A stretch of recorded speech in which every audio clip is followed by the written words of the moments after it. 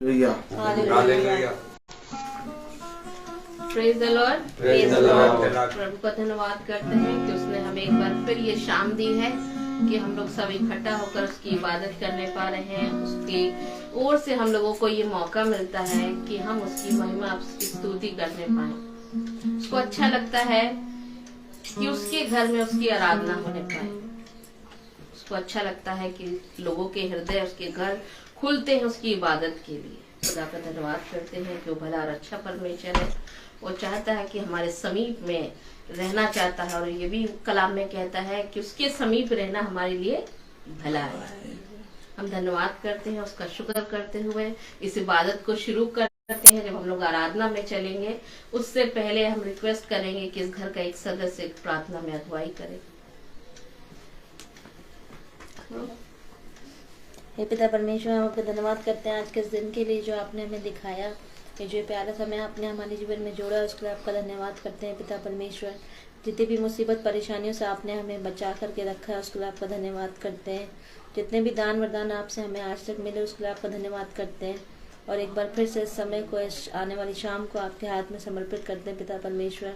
होंदे पिता परमेश्वर, जो यहाँ पर आज ये जो महासभा हो रही है पिता परमेश्वर, इसमें आपकी उपस्थिति बने रहने पर हो पाए पिता परमेश्वर। और यहाँ जो भी वचन बांटा जाए पिता परमेश्वर, और जो भी सॉन्ग्स गाए जाए पिता परमेश्वर, वो आपको भाने वाले हो सके पिता परमेश्वर।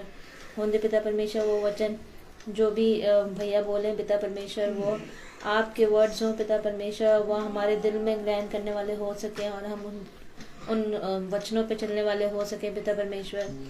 और हमारी जितने भी गलतियां हैं, जितने भी पाप हैं जो हमसे जानने अनजाने में होते हैं पिता परमेश्वर, उन सब के लिए हम क्षमा चाहते हैं पिता परमेश्वर। और अपने दिलों को खाली करते हैं ताकि आपका वचन इसमें ढंग से ग्रहण होने पाए पिता परमेश्वर। और हमारे जितने भी लोग हैं पिता परमेश्वर जो इस महासभा में आज हमारे साथ नहीं आ पाए हैं पिता परमेश्वर, उन सबको भी आपके हाथ में समर्पित करते हैं। उनके भी साथ रहिए, उनकी रक्षा कीजिए पिता परमेश्वर। और जितने भी लोग हमसे जुड़े हैं इस टाइम पे यूट्यूब या फेसबुक के माध्यम से पिता परमेश्वर, उनको भी आपके हाथ में समर्पित करते हैं। जबकि वो ये वचन सुन रहे हैं पिता परमेश्वर, वो ना केवल इस वचन को सुनने वाले हो सके पिता परमेश्वर, पर इसको ग्रहण करके इस पर चलने वाले हो सके।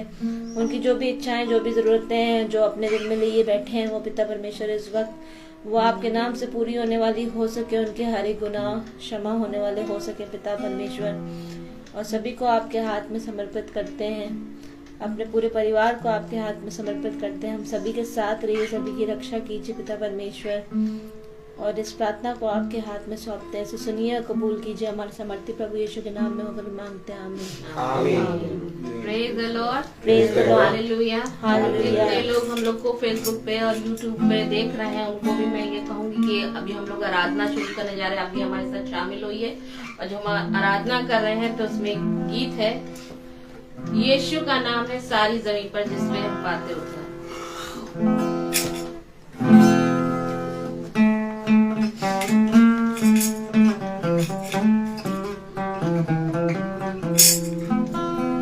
यीशु का नाम है सारी जमीन पर जिससे हम पाते उद्धार।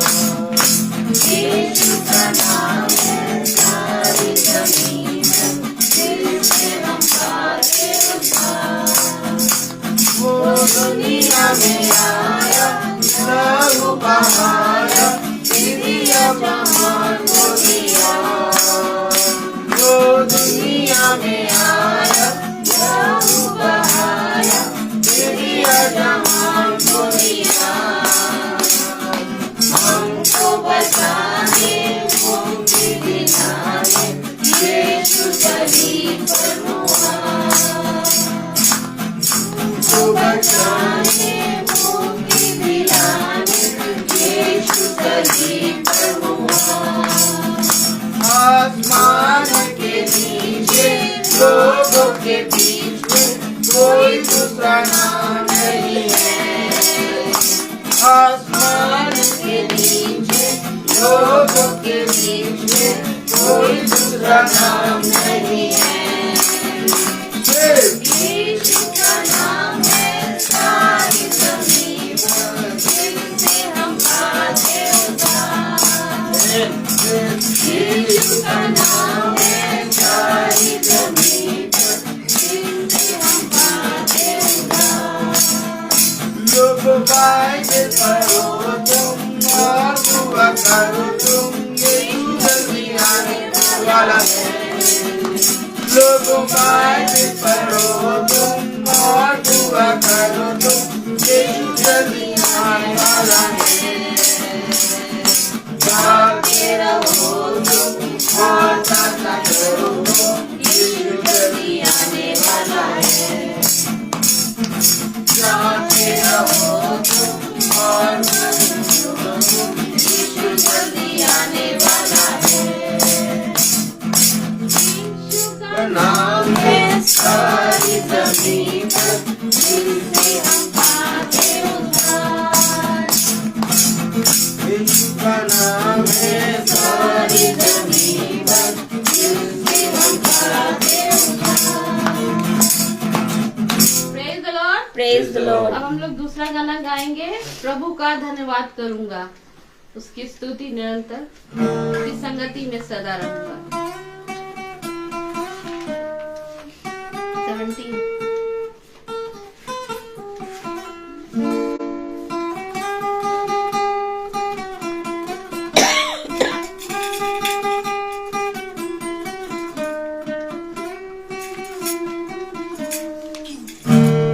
प्रभु का धन्यवाद करूंगा, उसकी संगति में सदा रहूंगा। आज चलूंगा मैं जय जय गाऊंगा, आज चलूंगा मैं जय जय गाऊंगा। प्रभु का धन्यवाद करूंगा। देगी मुझे दुनिया कभी कोई सुख और शांति आराम, देगी मुझे दुनिया कभी कोई सुख और शांति आराम। मेरे यीशु के बाद संगति में सदा मिलती खुशी मुझको। मेरे यीशु के बाद संगति में सदा मिलती खुशी मुझको।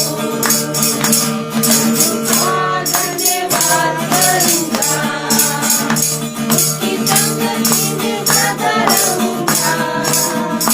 आज चलूंगा मैं जय जय गाऊंगा, आज चलूंगा मैं जय जय गाऊंगा। प्रभु का धन्यवाद करूंगा। जिंदगी की हर परेशानी भूल जाता है आशा का द्वार। मेरी जिंदगी की हर परेशानी भूल जाता है आशा का द्वार। कभी ना डरूंगा, कभी ना हटूंगा, चाहे जान भी देना पड़े। कभी ना डरूंगा, कभी ना हटूंगा, चाहे जान भी देना पड़े। प्रभु का धन्यवाद करूंगा, उसकी संगति में सदा रहूंगा। आज चलूंगा मैं जय जय गाऊंगा, आज चलूंगा मैं जय जय गाऊंगा। प्रभु का धन्यवाद करूंगा। कितना अच्छा है वो, कितना धन्य है वो, यीशु ही मेरे जीवन का साथी। कितना अच्छा है वो, कितना धन्य है वो, यीशु ही मेरे जीवन का साथी। मेरी जरूरतों को पूरी करता है वो, कोई कमी नहीं मुझको। मेरी जरूरतों को पूरी करता है वो, कोई कमी नहीं मुझको।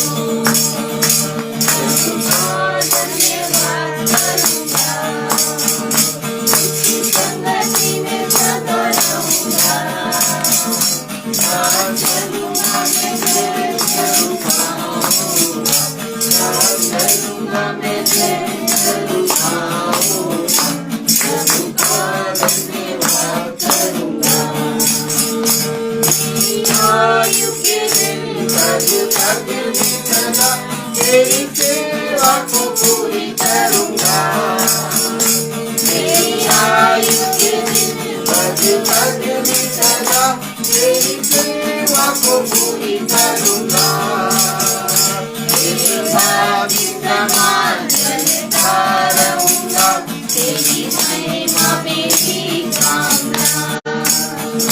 तेरी भावी समान चलता रहूँगा, तेरी महिमा मेरी कामना।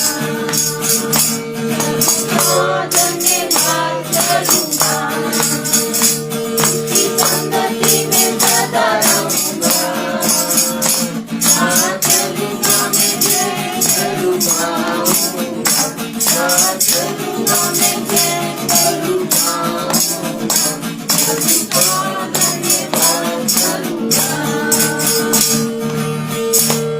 Praise the Lord. Praise the Lord, hallelujah. Hallelujah.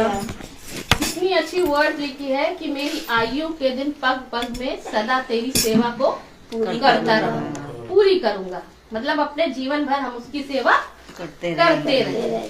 और उसने हमें ये जीवन इसीलिए दिया है कि हम उसकी महिमा करें, उसकी सेवा करें, उसके लिए अपने जीवन को समर्पित कर दे, क्योंकि ये जीवन उसी का दिया हुआ है।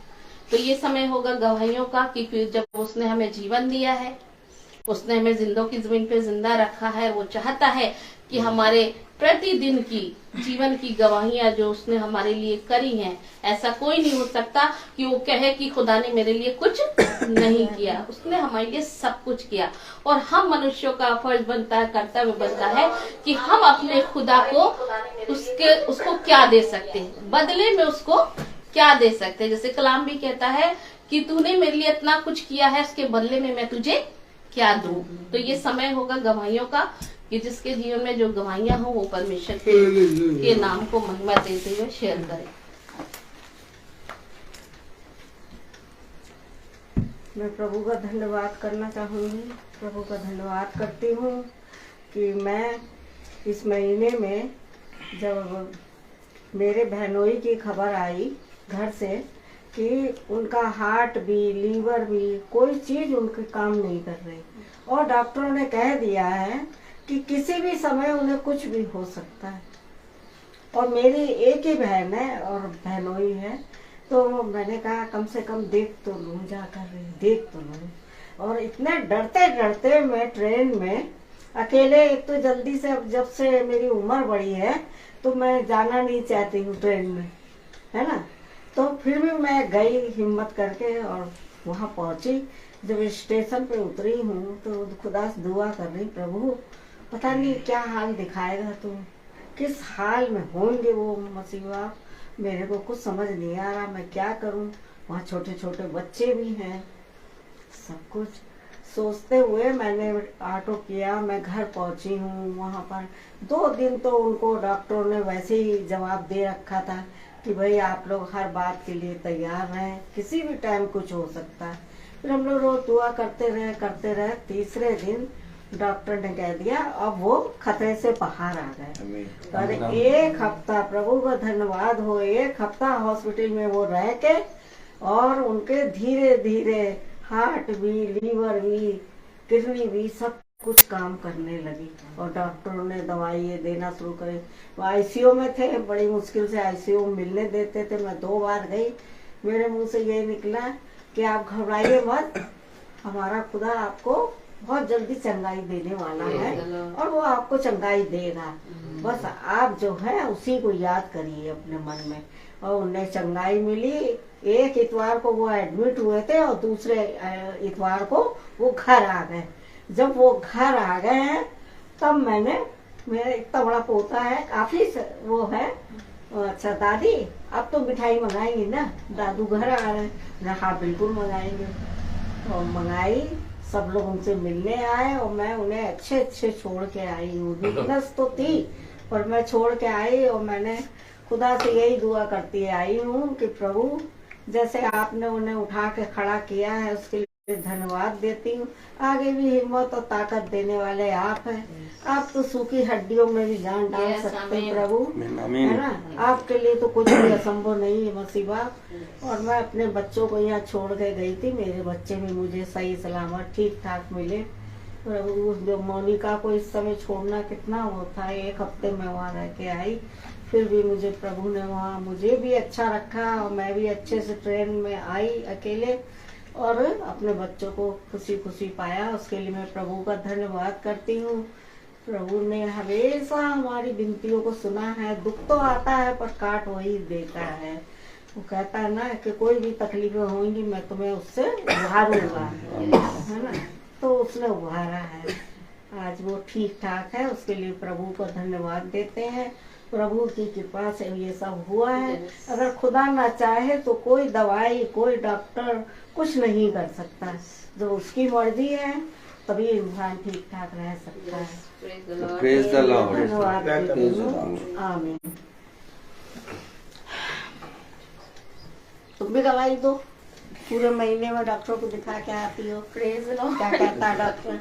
मेरी गवाही ये है कि मैं अभी लास्ट मंथ, तो 5th मंथ चल रहा था मेरा, तो लास्ट मंथ वो टीफा टेस्ट जो होता है तो इम्पोर्टेंट टेस्ट होता है, तो उसमें टेस्ट कराने गई थी। तो स्टार्टिंग में तो सब कुछ ठीक था, लेकिन उसके बाद वो जब टेस्ट करने लगी वो अल्ट्रासाउंड, तो उसमें वो बोलने लगी कि ये जो आपका फ्लूइड है जो बेबी के अराउंड होता है तो वो कम हो गया है, बहुत ज्यादा रिड्यूस हो गया है, और जो प्लासेंटा की भी पोजीशन है वो नीचे आ गई है एकदम। तो उसमें अब इन लोगों को तो मैंने इतना कुछ नहीं बताया, अब 3.3 पे था वो, तो मतलब बहुत ज्यादा ही रिड्यूस हो गया था। मैंने कहा ठीक है वो सब ठीक हो जाएगा अभी। लेकिन जब मैं घर पे आई तो उसके बाद कितनी रात तक नींद ही नहीं आती थी, यही सब सोच सोच के कि कुछ प्रॉब्लम ना हो जाए, क्योंकि ज्यादा फ्लूइड लेवल अगर नीचे जाएगा तो फिर बच्चे के लिए प्रॉब्लम हो जाती है। तो उसी में मैं दुआ करती रही सब कुछ। रात में एक दिन ऐसी लेटी हुई थी तो बहुत ज्यादा टेंशन हो रही थी, तो उस टाइम मैं प्रेयर कर रही थी खुदा बाप से कि ये खुदा ऐसा क्यों हो रहा है। अभी लास्ट मंथ तक तो सब सही था, अभी अचानक से ऐसा क्या हुआ कि ये फ्लूइड इतना कम आ गया। तो उसके बाद फिर अचानक से एक आवाज आई कि तुम परेशान मत हो, तुम चिंता ना करो, तुम्हारा ये जो बच्चा है ये गवाही का एक कारण बनेगा और तुम इसको भवन में लेके जाना, जब ये होगा और तुम वहाँ ये गवाही दोगे। तो मैंने तब से सोच के रखा था कि हाँ वो एक विश्वास बन गया मेरा कि नहीं कुछ नहीं होगा, और मुझे पता है कि जब ये बच्चा होगा तो मैं सबसे पहले इसको भवन में लेके जाऊंगी, हमारी गवाही का कारण बनेगा। तो आज भी उसके बाद अब 1 महीना बीता, तो अभी आज टेस्ट करा के आई हूँ मैं फिर से। आज गई थी अभी डॉक्टर को दिखाने, तो डॉक्टर ने अभी आज देखा तो अभी सब कुछ नॉर्मल है, एंड फिर से वो फ्लूइड लेवल बढ़ गया है और अब सब कुछ ठीक है। तो डॉक्टर ने कुछ ऐसी कॉम्प्लिकेशंस बताई नहीं। तो इसके लिए मैं बहुत बहुत धन्यवाद करना चाहती हूँ पिता परमेश्वर का, और आगे भी यही दुआ करूंगी कि सब सही रहे। और जब मेरा ये बेबी आए इस वर्ल्ड में तो सबसे पहले मैं उसको भवन लेके आऊंगी। डैडी की गवाही क्या है? तुम्हारी भी तो होनी चाहिए। खुदा बाप ठीक ठाक रखता है, रोज ड्यूटी जाते आते है ना, सही सलामत घर लेके आता है, तो तू धन्यवाद दे दो उसका खड़े होकर। नहीं बोलो ना। कोई बात नहीं। Praise the Lord. Praise the Lord. राजा की गवाही नहीं है कि उसका शुक्र करते हैं कि उसने अपने वचन के द्वारा हम लोगों को जिंदों की जमीन पे जिंदा रखा है। कलाम कहता है यदि मैं अपनी सांसें अपने अंदर समेट लूं तो तुम लोग जीवित नहीं रह सकते। ये बात सत्य है कि अगर वो हमें अपनी सांसें ना दे तो शायद हमारे लिए नई सुबह देखना मुश्किल हो जाए। अगर हम नई सुबह देखते हैं तो ये तो बनता है कि हम अपने खुदा की शुक्रगुजारी करने पाए। और जैसा कि अभी हम लोग गीत गा रहे थे कि मेरी जिंदगी की हर एक परेशानियों में खुल जाता है आशा का द्वार। जब हम परेशानियों में होते हैं, मुसीबतों में होते हैं, जब चिंताओं में होते हैं, तो हम खुदा की ओर ही अपनी निगाहें लगाते हैं कि उसकी ओर से हमारे लिए आशा है कि वो हमारे लिए सब कुछ कर सकता है, वो हमारे लिए सब कुछ करता भी है। जब हम इस महासभा में चलते हैं तो ऐसा नहीं कि खुदा कलाम से बात नहीं करता। जितने भी लोग इस झुंड से, इस इबादत से जुड़े हैं, इस महासभा से जुड़े हैं, जब कलाम होता है तो कलाम सामर्थ के साथ हर एक के अंदर कार्य करता है। ऐसा नहीं कि किसी के जीवन में गवाहियां ना होती हैं, लेकिन गवाहियां बहुत जरूरी होती हैं कि एक दूसरे के विश्वास को मजबूत करने के लिए। जब खुदा आपके साथ कर सकता है मौजे, अच्छे काम तो हमारे साथ भी कर सकता है, वो महान है। मैं भी खुदा का धन्यवाद करती हूँ कि कल की मीटिंग हम लोग ने अटेंड करी, बहुत अच्छी मीटिंग थी, बहुत अच्छी इबादत हुई और समय का पता ही नहीं चला। इतनी अच्छी हुई कि समय का पता ही नहीं चला। 6:30 बजे की मीटिंग 7 बजे खत्म हुई। क्यों खत्म हुई? क्योंकि अच्छी चल रही थी, खुदा का कलाम अच्छा चल रहा था, समय ही नहीं पता चल रहा था। भाई बोलते जा रहे थे, लोग आते जा रहे थे, बोलते जा रहे थे और समय पता नहीं चला। जहाँ कलाम ना समझ में आए वहाँ लगता है कि अरे बहुत देर हो गई है, लेकिन जहाँ कलाम अच्छा होता है, जहाँ सच्चाई खुदा की प्रकट होती है, तो वहाँ ऐसा समय का पता ही नहीं चलता। मैं खुदा का धन्यवाद करती हूँ। कल की मीटिंग बहुत अच्छी इबादत होने पाई है, वचन से भी बहुत हम लोग ने सीखा और खुदा हम लोग को हर पल इस वचन के द्वारा गाइड कर रहा है, सिखा रहा है, बताता जा रहा है। तभी हम लोग उस पर विश्वास और भरोसा रख पा रहे हैं और उसके वचन के अनुसार चलने की कोशिश कर रहे हैं, ताकि ये महासभा जो होती है वो किसी के जीवन में व्यर्थ ना जाए, परिश्रम व्यर्थ ना जाए। जो लोग रोज चलते हैं यूट्यूब के द्वारा, फेसबुक के द्वारा बैठकर देखते हैं, तो खुदा चाहता है कि जो भी आप अपना समय कीमती निकाल कर इस महासभा को देखते हैं, वो समय भी खुदा कीमती समझता है और कहता है कि वो व्यर्थ नहीं जाएगा। मैं खुदा का धन्यवाद करती हूँ कि वो भला अच्छा परमेश्वर हम लोग के जीवन में भले भले कामों को करता है।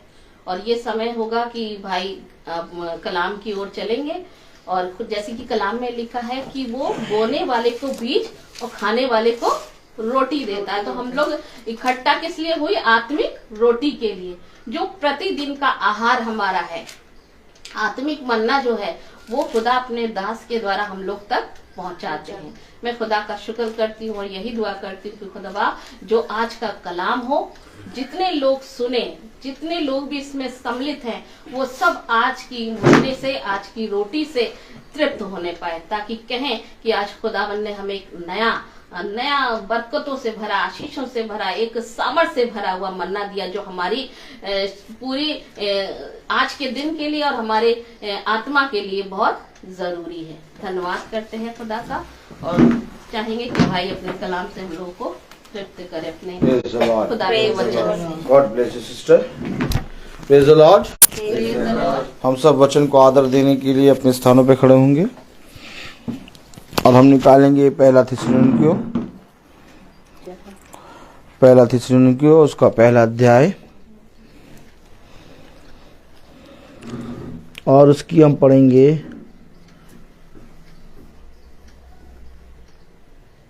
9वीं आयत। पहला थिस्सलुनीकियों उसका पहला अध्याय और उसकी 9वीं आयत हम पढ़ेंगे। क्योंकि वे आप ही हमारे विषय में बताते हैं कि तुम्हारे पास हमारा आना कैसा हुआ और तुम कैसे मूर्तों से खुदा की ओर फिरे, ताकि जीवित और सच्चे खुदा की सेवा करो। खुदावन का वचन जो कि पवित्र है, इस पवित्र वचन को खुदा हम निकम्मों को समझने और उसमें चलने की सामर्थ प्रदान करे। आमीन। हम सब अपने स्थानों पर बैठे। एक बार फिर खुदा ने हमें और आपको ये दिन, ये समय दिया कि हम खुदा के वचन से सीखें और जानें, क्योंकि हर एक दिन और हर एक समय आएगा और बुद्धिमान होगा वो मनुष्य जो अपने महीनों के दिनों को और अपने वर्षों के दिनों को प्रभु के निकट लेके आएगा। आज इस संसार में हम सब जीवन व्यतीत कर रहे हैं, लेकिन हमें ये याद रखना है कि ये संसार खुदा ने बनाया है, इसकी सृष्टि खुदा ने की है और हम जब इसमें रह रहे हैं तो हमें अपने जीवन को खुदा के निकट लेके आना है। और महासभा अर्थात प्रार्थना सभा में हम सब प्रतिदिन यही सीख रहे हैं। आज बहुत ज़रूरी है कि इस संसार और संसार की वस्तुओं से हम दूर होकर प्रभु के निकट आएं, क्योंकि प्रभु हमें सारे वरदानों से भरता और हमें आशीषित करता है। और यदि हम प्रभु के प्रति ईमानदार बनते हैं तो ये प्रभु को भाता है। कलाम में लिखा है, पहला थिस्सलुनीकियों का पहला अध्याय और उसकी 9वीं आयत में, क्योंकि वह आप ही हमारे विषय में बताते हैं। आप ही हमारे विषय में बताते हैं। आमीन। आमीन।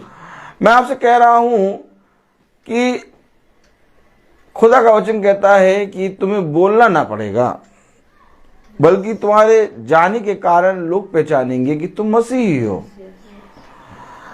आज हमें बोलने की आवश्यकता नहीं है कि हम क्रिस्तीय हैं, हम मसीही हैं।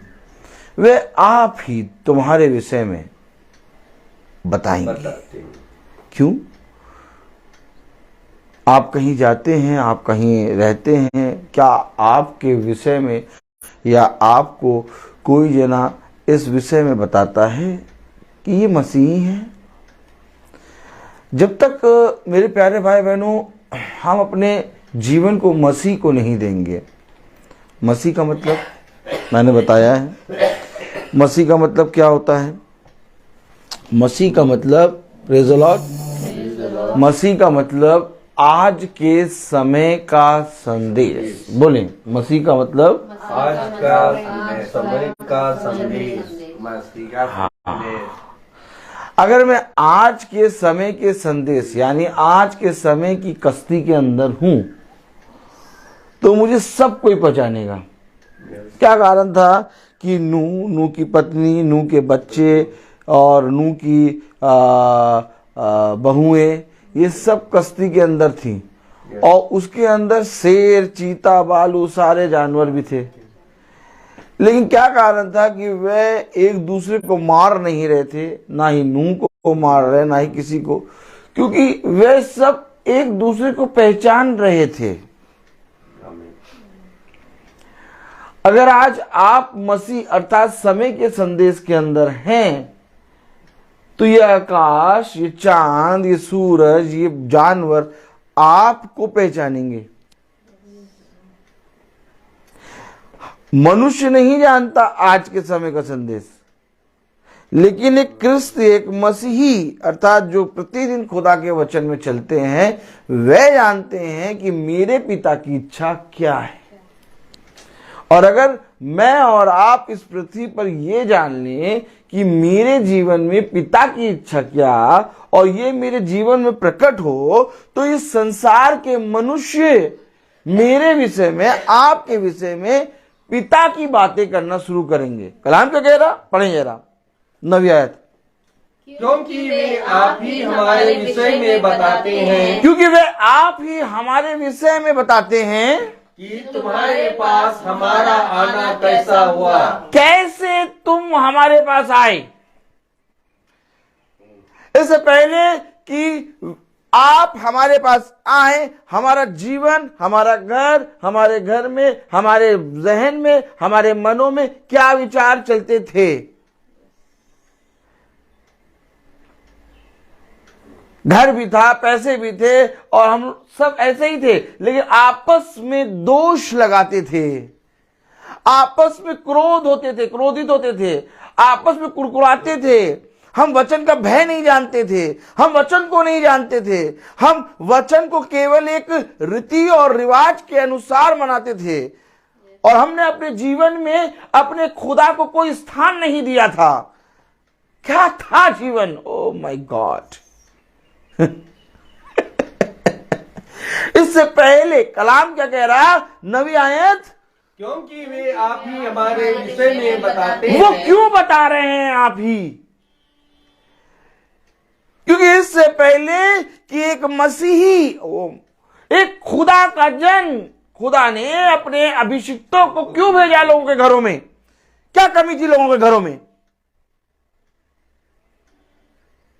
लेकिन लोगों के घरों में खुदा ने अपने अभिषिक्त, अपने दासों को, अपने चुने हुए को क्यों भेजा? क्यों कलाम कह रहा कि उन्होंने कहा कि घर घर जाके मेरे सुसमाचार का प्रचार करो। क्यों? क्योंकि घरों में मेरे वचन के विषय में कोई नहीं जानता। उजाड़ पड़े हैं घर। कब वे आप ही तुम्हारे विषय में बताते हैं। कुछ तो ऐसा करो इस पृथ्वी पर कि वो तुम्हारे जीवन से तुम्हारे पिता को देखने पाए। देखो, मैं तुमसे सच कहता हूं कि अगर मैंने इस संसार में सब कुछ प्राप्त कर लिया और मैंने इस संसार में बहुत आयत का जीवन पा लिया, लेकिन मैंने अपने पिता को खो दिया, तो मेरा सब कुछ प्राप्त करना व्यर्थ है। लेकिन मैं तुमसे सच कहता हूं कि यदि मैंने इस संसार को खो के अपने पिता को पा लिया तो मैंने सब कुछ पा लिया।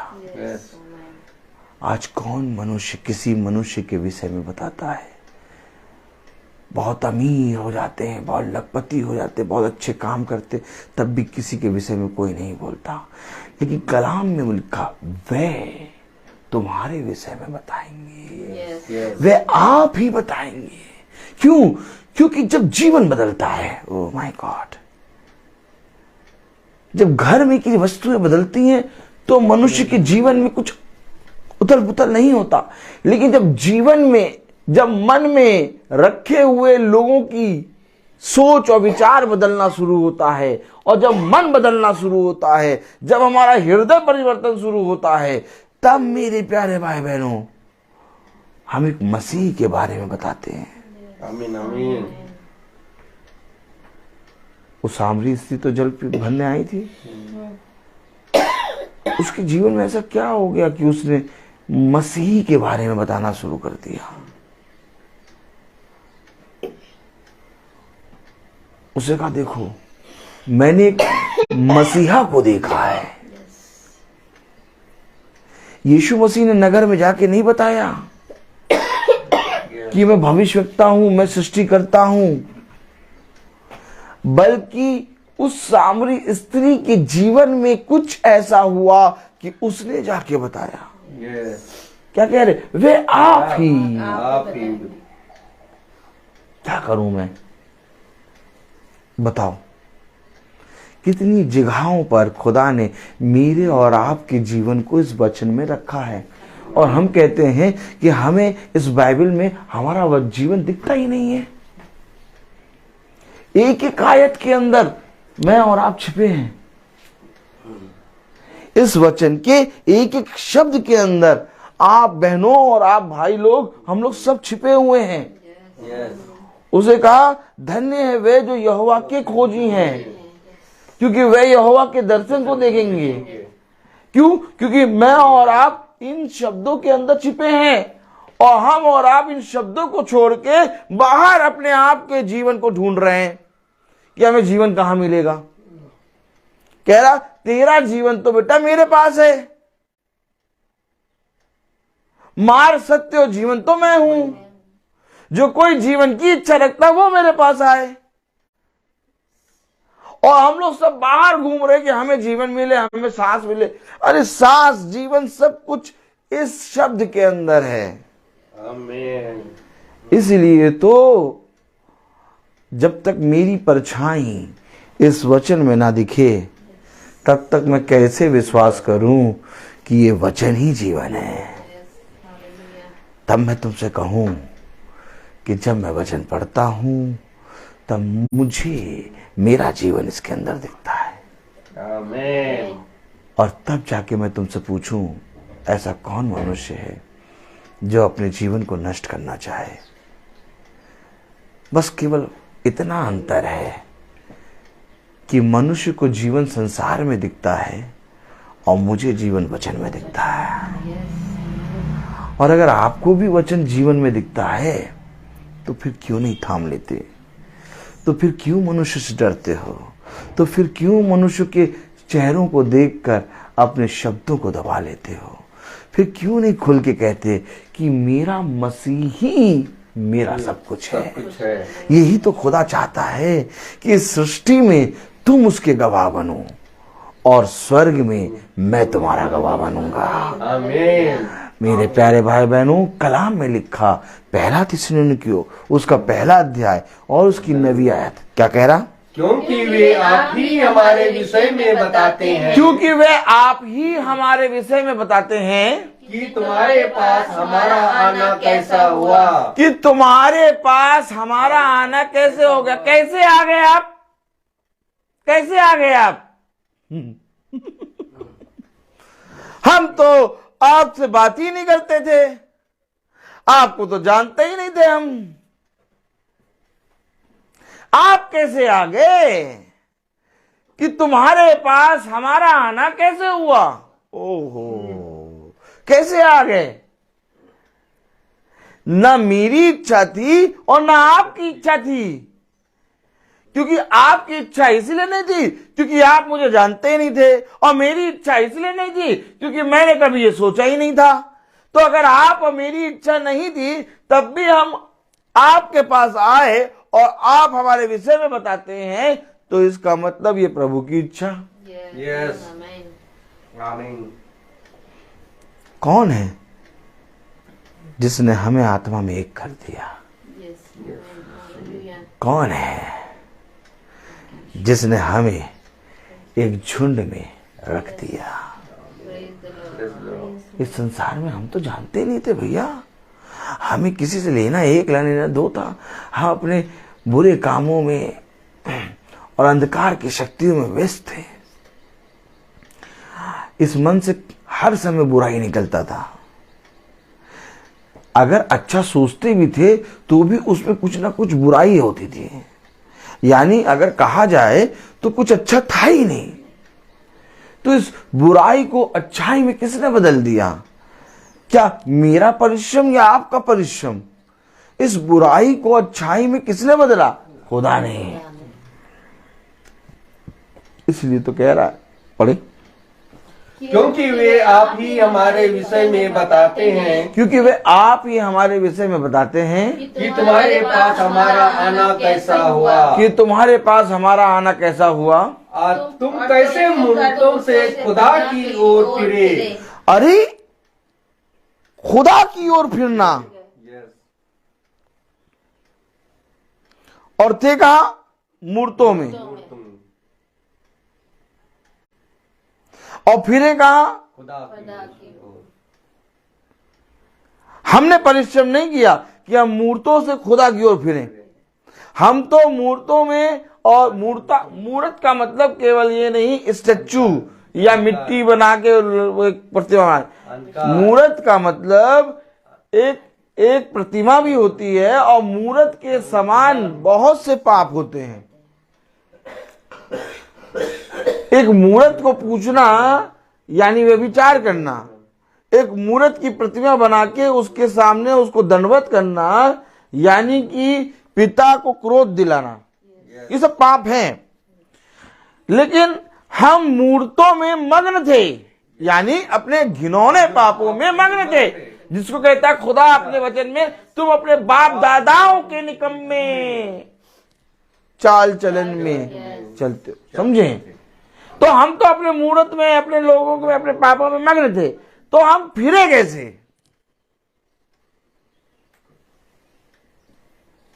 क्या कह रहा? तुम तो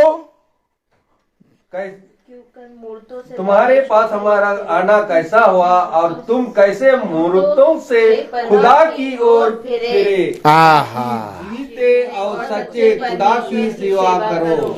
अच्छा, जब मूर्तों से तुम खुदा की ओर फिरे तो जीवित खुदा की सेवा, केवल खुदा को जानना नहीं, जीवित खुदा की। ये सेवा कब स्टार्ट हो गई?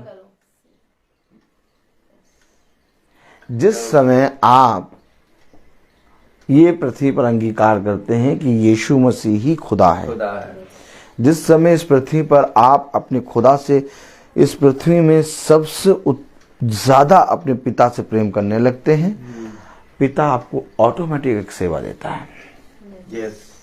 आपको नहीं मालूम, ये बात आपको नहीं मालूम कि आपको एक सेवा मिलेगी।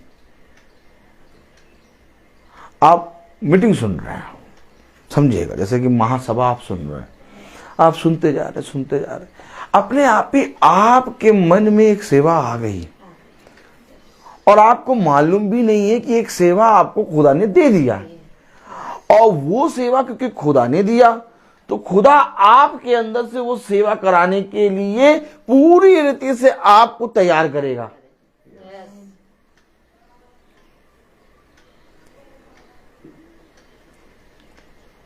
आज लोग अपने मन से डिसाइड करते हैं मैं खुदा के प्रति ये सेवा करूंगा, मैं खुदा के प्रति ये सेवा करूंगा। थोड़े दिनों बाद उनकी सेवा क्या होती, टाइम फिस। लेकिन जब खुदा सेवा देता है और जब खुदा तैयार करता है तो वो सेवा जो होती है, 1 दिन, 1 महीना, 1 साल, 10 साल, 20 साल, 50 साल की नहीं, वो सेवा जब तक इस पृथ्वी पर जीवित हो।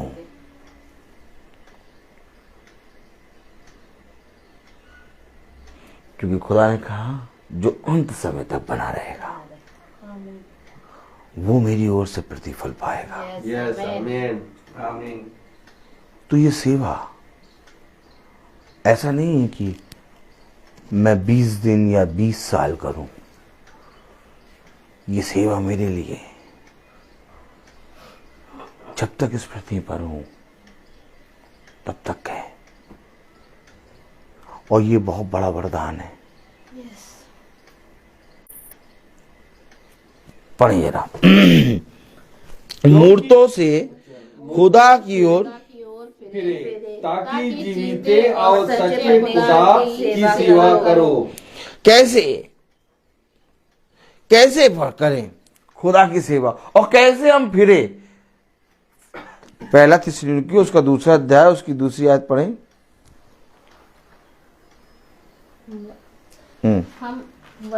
वरन तुम आप ही जानते हो कि पहले फिलिप्पी में दुख उठाने और उपद्रव सहने पर भी हमारे खुदा ने हमें ऐसा साहस दिया कि हम खुदा का सुसमाचार भारी विरोधों के होते हुए भी तुम्हें सुनाएं। किसके विरोध होते हुए? भारी विरोध।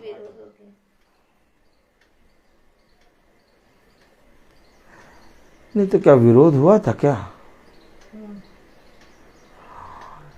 और आज भी रह रह के होता है क्या? कहीं कहीं तो होता है, सुनने को मिलता है। तो विरोध, भारी विरोध के होते हुए हम तुम्हें सुसमाचार सुनाएं।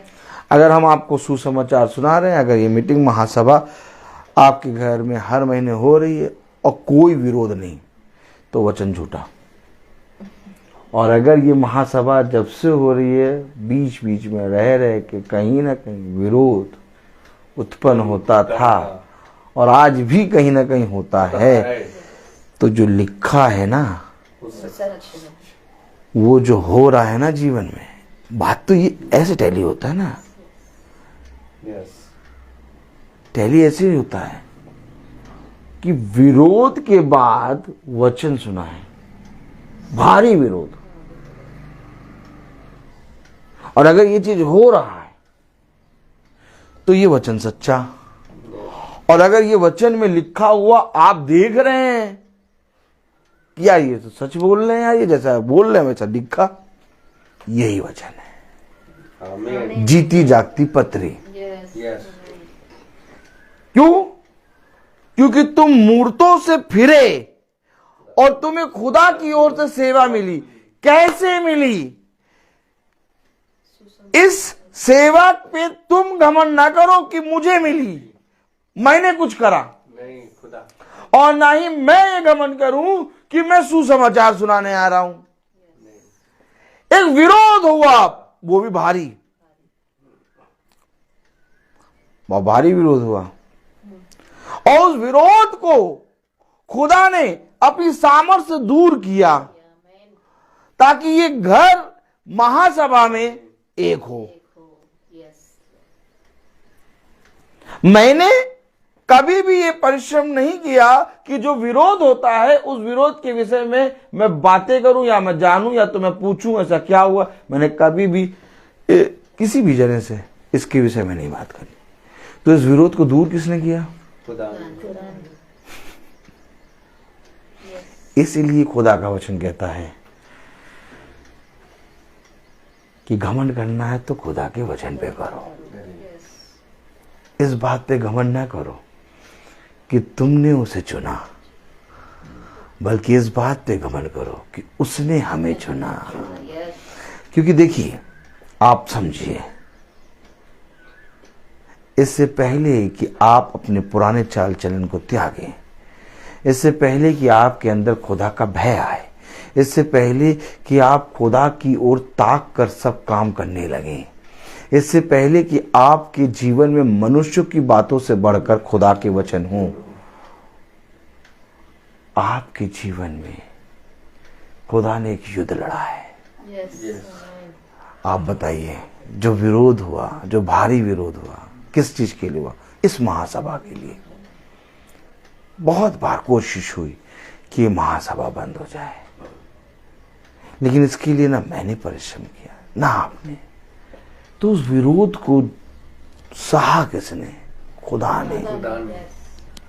और उस विरोध को दूर करके खुदा ने हमें इतनी सामर्थ्य दी, आपको इतनी सामर्थ्य दी कि हम और आप महासभा को सुन रहे हैं। और केवल ये इस घर की ये गवाही नहीं है, ये हर एक जनी की गवाही है। विरोध भाई के जीवन में कितना विरोध हुआ, भारी विरोध। महासभा में कैसे बैठ गए तुम? विरोध बहन के जीवन में, और कहीं नहीं विरोध होता है, लेकिन जैसे महासभा में बैठे विरोध। ये भाई बहन जितने देख रहे हैं फेसबुक से, यूट्यूब से, इनके जीवनों में विरोध, वो भी भारी विरोध। अभी तक सब कह रहे थे भैया बहुत बढ़िया आदमी हो, बहुत बढ़िया आदमी, लेकिन जिस दिन महासभा में बैठ गए, अरे तुमसे बेकार कोई आदमी नहीं, कहां बैठ गए तुम? वहां ना जाना, ETC बल्ब लाना, वहां कहां बैठ गए तुम? उस दिन बैठ गए थे, अब आज की बात नहीं। हम कहां चले गए? हम कहां जाके बैठ गए कि लोग हमारे विषय में विरोध करने लगे? देखिए लिखा क्या है, लिखा क्या है, पढ़ें। 2 अध्याय 2 आयत। वरना तुम आप ही जानते हो, वरन तुम आप ही जानते हो, कोई नहीं जानता ये।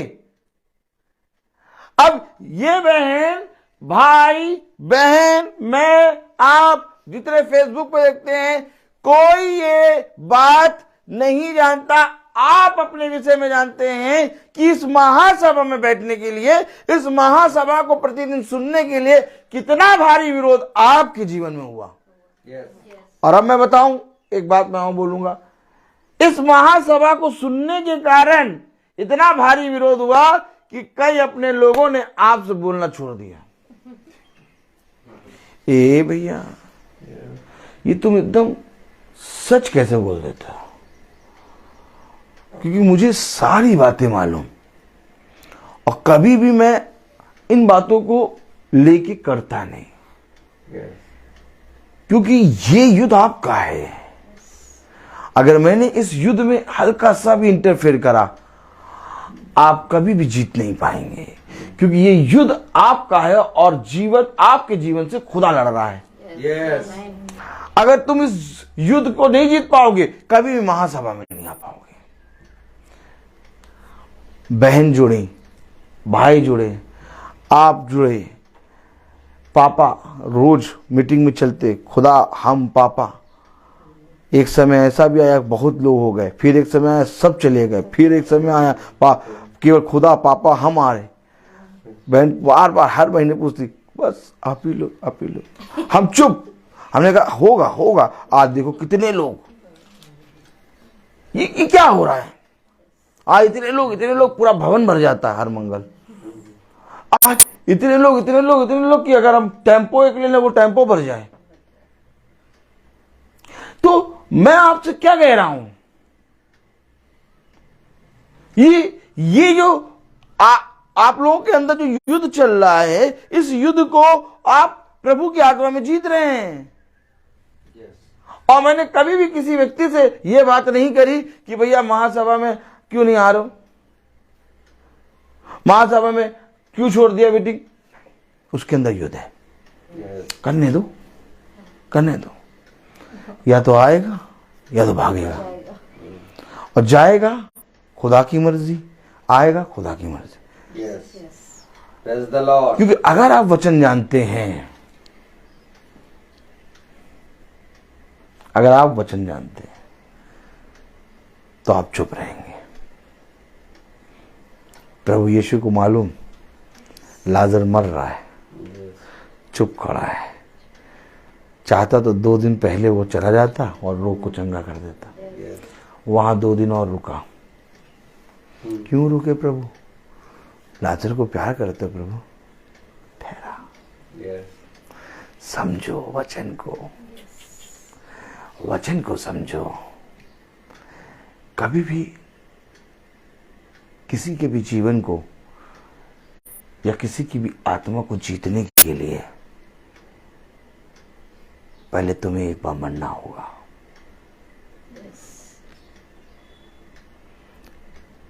वचन में लिखा, भला चरवाहा अपनी भेड़ों के लिए अपने प्राण देता है, देगा, आज भी देता है, आज भी देता है। आज भी मैं वो युद्ध आप लोगों के जीवन में देखता हूं। झुंड में जितने लोग जुड़े हुए हैं, मैं उनके सब के जीवनों में वो युद्ध देखता हूं, लेकिन मैं चुप रहता हूं, क्योंकि मुझे मालूम है कि इस आत्मा को जीतने के लिए मुझे यहां मरना है। और जब मैं चुप रहता हूं तो मैं मरता हूं।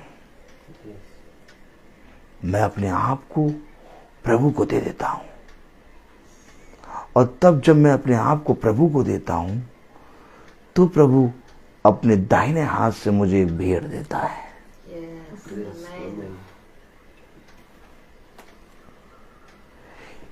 ये भेड़ प्रभु देता है कि अब इसे ले जा और चरा।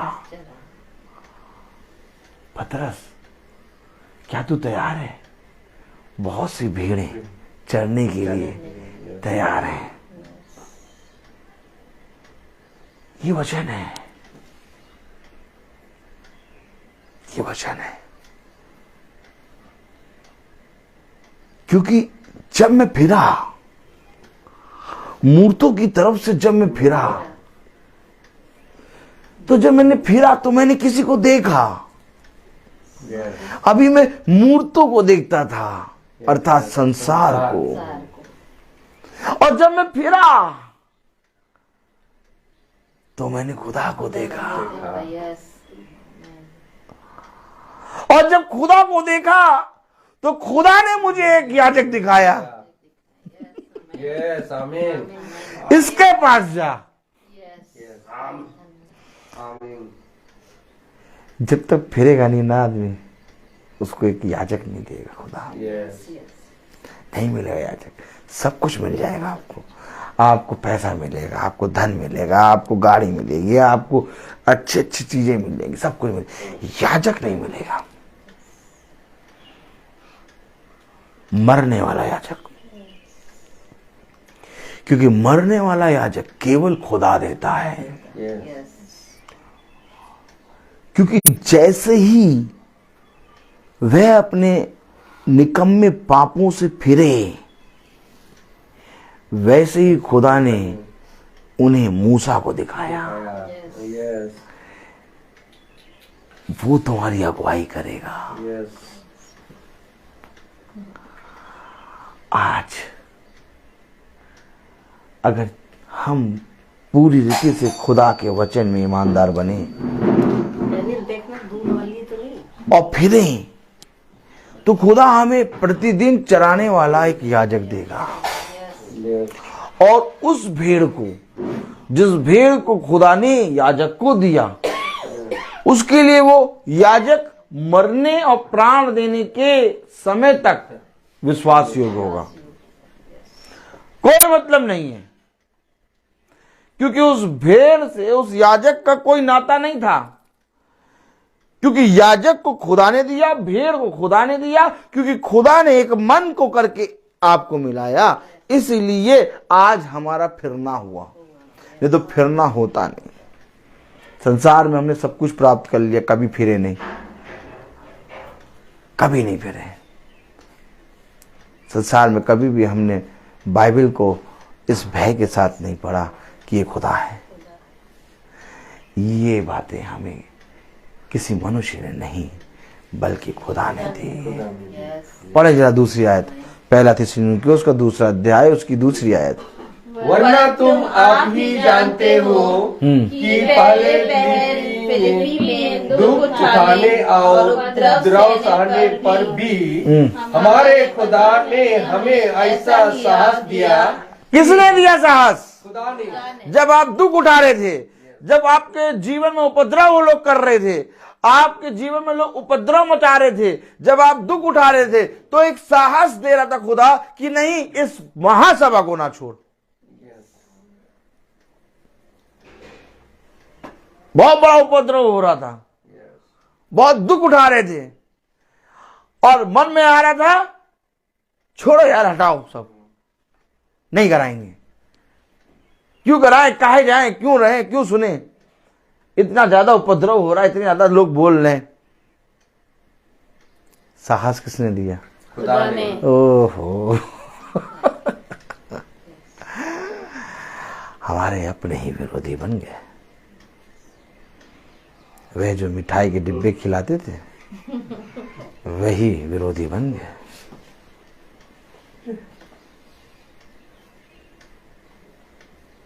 सही बता रहे हैं।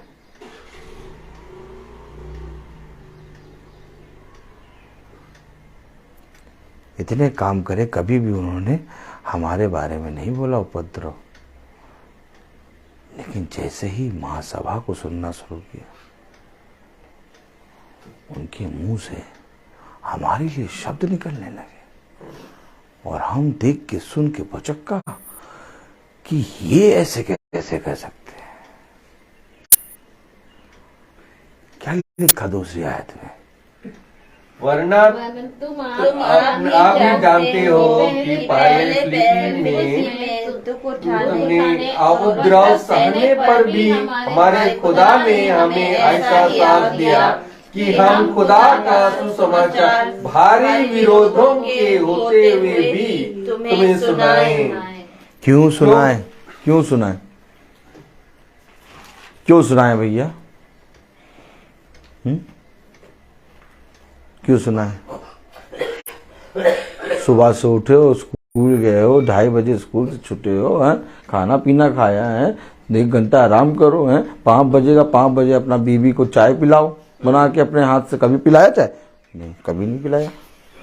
खुदा के वचन में खड़े हैं, झूठ नहीं बोलेंगे। चाय पिलाओ, हैं, उसके पैर दबाओ, हैं, दिन भर वो काम करती है। क्यों तुम निकल जाते हो 8 बजे, फिर लौटते हो, फिर प्रार्थना शुरू कर देते हो?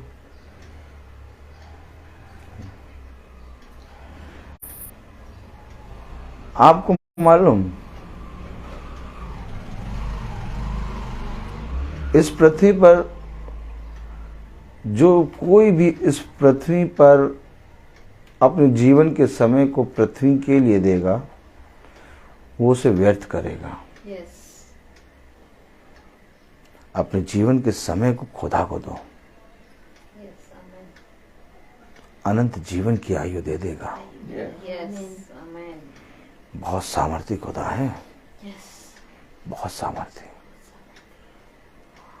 क्या देगा मैं आपको बखान नहीं कर सकता। अच्छा, मैं बखान इसलिए नहीं कर सकता क्योंकि मेरा मुंह छोटा है और मेरा मुंह अशुद्ध है। मैं जीवन भर भी अपने खुदा का बखान करूं और जीवन भर अपने खुदा की वर्शिप करूं और उसके वचन को बताऊं आपको, तब भी मेरा मुंह अशुद्ध बना रहेगा। क्योंकि ये कीड़ा यहां पर बैठा रहता है,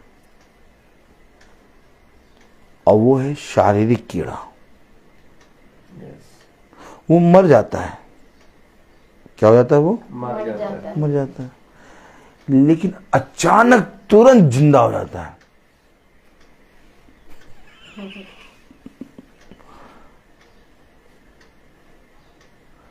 थोड़े दिन तो एकदम नहीं दिखाई देगा, ऐसा लगेगा अब गया, और सोचते भी नहीं थे, अचानक एनीकोंडा के रूप में आके बैठ जाएगा। और तब मन में ये आता है कि ये तो चला गया था इतनी दूर, ये इतना बड़ा कैसे हो गया। तब खुदा बताता कहीं गया या नहीं था, तेरे मन में पल रहा था और तू ही से खिला रहा था। ओ खतरनाक बात कि तेरे अंदर पल रहा, तू ही खिला रहा और तुझे ही नहीं मालूम। यही तो बात है कि मनुष्य आज पाप कर रहा है, उसे मालूम ही नहीं कि मैंने पाप कर रहा है।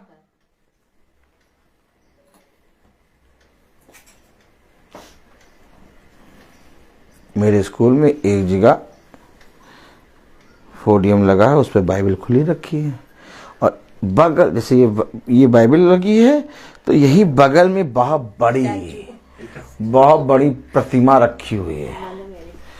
तो मैंने पागल तो हुई, तो मैंने एक बहन को देखा, क्रिश्चियन बहन है, तो वो बाइबल पढ़ी, उसके बाद फिर वहाँ खड़ी हो गई। हाँ, मैंने ये कहा था, मैंने कहा देखो, या तो बाइबल पढ़ लो या तो इसके सामने उठ जाओ।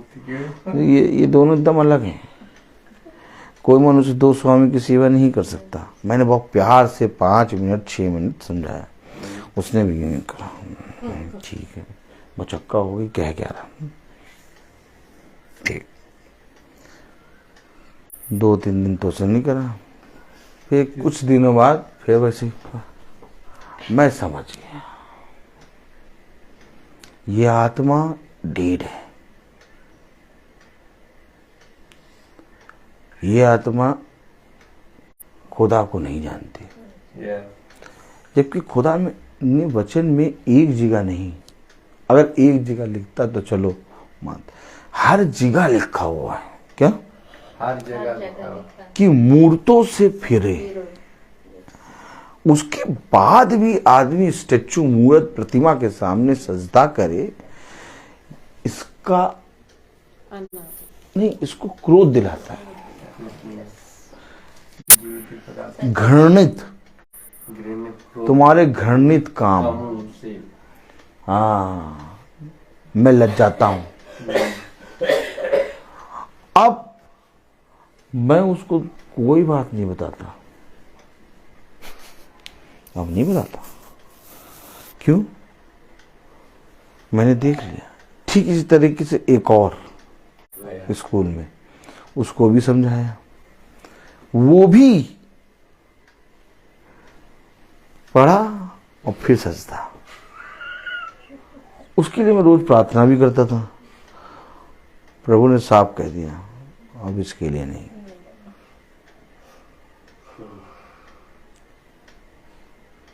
आप और मुझे ये बातें समझनी है। इन मोतियों को स्वरों के आगे नहीं डालना। जो सुन ले, ग्रहण कर ले, बहुत अच्छा, और जो सुन के भी वो अपने निकम्मे कामों करता रहे, प्रभु आप और ये जाने मेरा काम हो गया। और अगर फिर मेरे पास आएगी वो, तो फिर मैं बताऊंगा प्रभु के वचन से, लेकिन वो खुद स्वयं आएगी तब। अब मैं नहीं जाऊंगा, अब नहीं जाऊंगा, अब वो आएगी तब मैं बताऊंगा। इन बातों को मुझे और आपको समझना है, क्योंकि प्रभु यीशु मसीह का वचन आज मनुष्य नहीं समझ पा रहा कि ये वचन क्या है। अगर मनुष्य समझ जाता तो कहता, भैया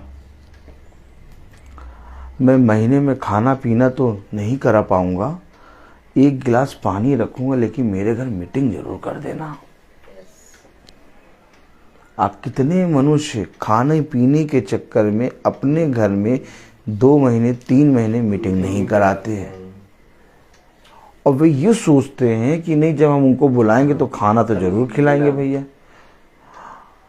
जबकि मैं खुल के प्रचार करता हूं कि कोई भी दाना और कोई भी खाना आप ना खिलाइए, लेकिन आप वचन को सुन लीजिए। ये बातें हम वचन में क्यों बताते हैं? क्योंकि हमें और आपको बताना जरूरी है।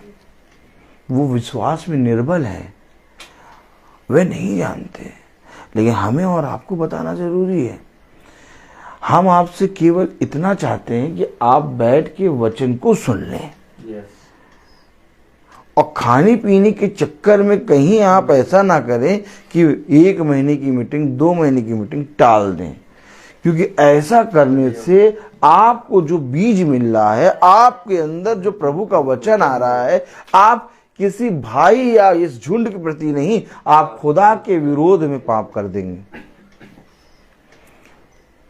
क्योंकि एक संदेशवाहक को खुदा भेजता है, और जब वो संदेशवाहक के लिए आपके घर का द्वार खुलता है तो आदर मिलता है। वचन में कहीं नहीं लिखा कि जब द्वार खुले तो संदेशवाहक को 1 किलो मुर्गा और 1 किलो मटन और वो नान और वो बिरयानी और रायता पिलाना, नहीं लिखा।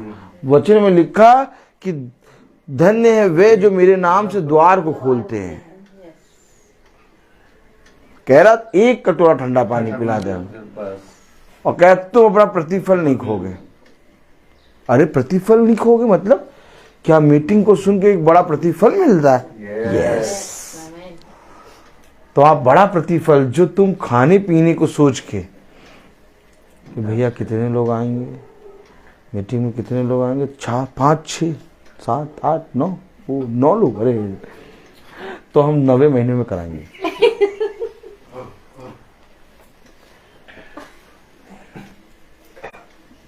ये बातें नहीं। इसलिए महासभा में खाना पीना नहीं,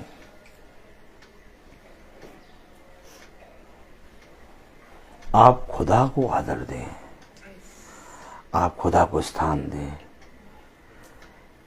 ये इस समय जो वचन चल रहा है, हम लोग प्रभु भोज खा रहे हैं, और धन्य है ये घर जहां प्रभु की मेज से हम और आप खा रहे हैं।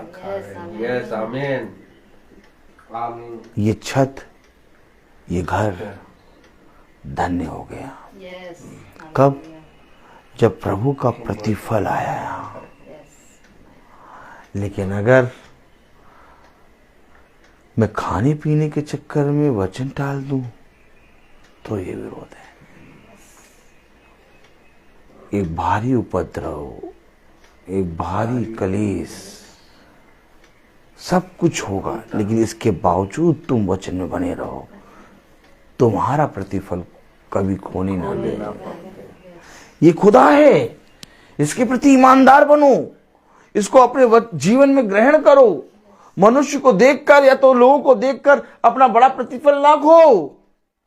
कुछ नहीं चाहिए। जो सच में संदेशवाहक है, जो सच में खुदा का आत्मा में आते हैं, जो सच में मसीह हैं, वो कहते कुछ नहीं चाहिए तुम्हें, हमें तुमसे कुछ नहीं चाहिए। तुम हमें क्या दे सकते हो? क्या दे सकते हो तुम हमें देने वाला खुदा है, और जिसको खुदा से मिलता है वो मनुष्य की तरफ नहीं देखता, और जिसको खुदा से नहीं मिलता वो मनुष्य की तरफ देखता है।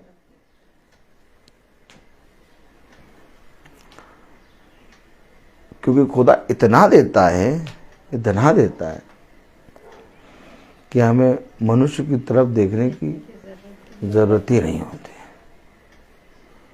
यही बातें हमारे पिता ने हमें सिखाई है।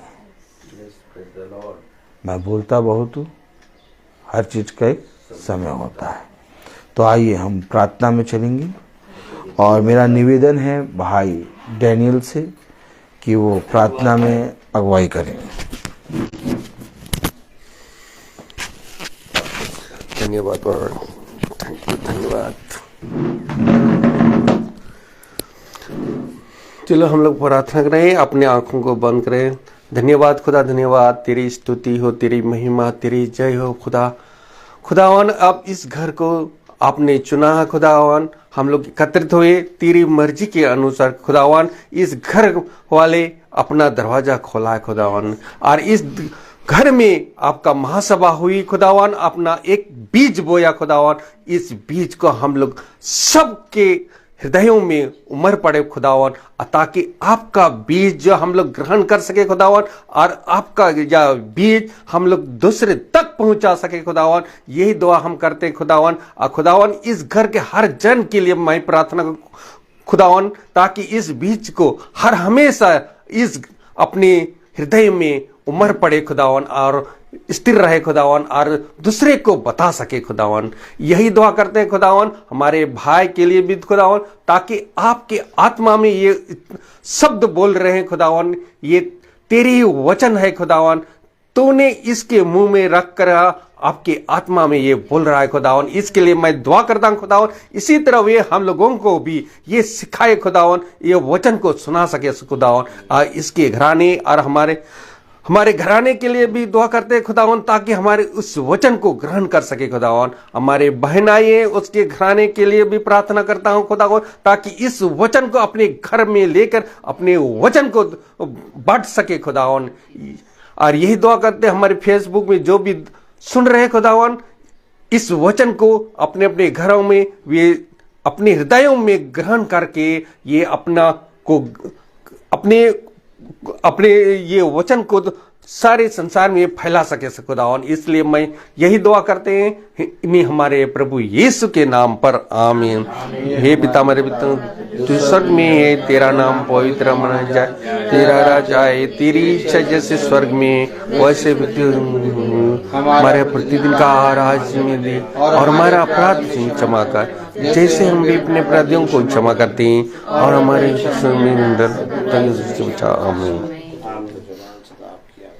अब हमारे खुदावन यीशु मसीह का फजल, खुदा बाप की मोहब्बत, पाक रूह की रिफाकत और शराकत हम में से हर एक विश्वासी जन के साथ अब से लेकर अनंत काल तक होती रहे, आमीन। धन्यवाद धन्यवाद धन्यवाद, सारे आशीषों पे सोते धन्यवाद, धन्यवाद धन्यवाद धन्यवाद, सारे आशीषों पे सोते धन्यवाद, सारी आशीषें आती ऊपर से, हालेलुया। धन्यवाद धन्यवाद धन्यवाद, सारे आशीषों पे सोते धन्यवाद। सभी भाई को बहनों को प्रेज द लॉर्ड। सभी भाई बहनों को सूचित किया जाता है कि कल की प्रार्थना शाम को 5 बजे भाई विशाल की यहाँ होगी। Praise the Lord, praise the Lord, praise the Lord, praise the Lord, praise the Lord sister, praise the Lord भाई, praise the Lord, praise the Lord. God bless you. सभी भाई बहनों को प्रेज द लॉर्ड।